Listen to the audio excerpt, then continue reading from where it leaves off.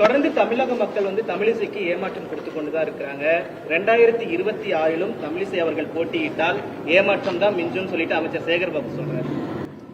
அமைச்சர் சேகர் பாபு மாதிரி அம்மா கிட்ட இருந்து அதுக்கப்புறம் ஐயா அப்பாட்ட வரல. நானு வெற்றி பெறணும்ன்றதுக்காக நான் எங்க மோடி கிட்டே தான் இருக்கிறேன். என்னைக்கும் எங்க டேடி கிட்டே நான் போல, எங்க டாடி கிட்டே போல, நான் மோடி கிட்ட தான் இருக்கிறேன். எங்க டாடி கிட்ட போனா நான் போய் ஜெயிச்சிருப்பேன். ஆனா எங்களோட கொள்கை பிடிப்பு, நீங்க எல்லாம் எங்களை பத்தி பேசுறதுக்கு உங்களுக்கு தார்மீக உரிமையே இல்ல.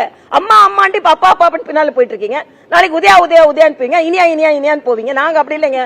நாங்க தேசம்னா தேசம். நாங்க தோட்டாலும் நான் தேசத்துக்காக நிக்கிறேன், துணிச்சலா நிப்பேங்க. நான் நிப்பேங்க, நின்னா ஜெயிப்பேங்க. ஜெயிக்கலன்னா தோத்தாலும் நான் ஜெயிப்பேன்னு சொல்லுங்க. தமிழக மக்களுக்காக நிக்கிறேன்.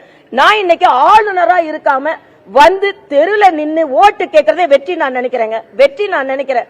நான் போய் அங்க ஒரு உங்களை மாதிரி இல்லையே, நம்ம டாக்டராவே நான் தொழில் செஞ்சுட்டு இருந்தேன், ஆளுநரா இருந்தேன். அங்கே உள்ள உட்கார்ந்து இருந்திருக்காங்க. ஏன் வந்தேன்? தமிழக மக்களை பார்க்க வேண்டும் என்று வந்தேன்.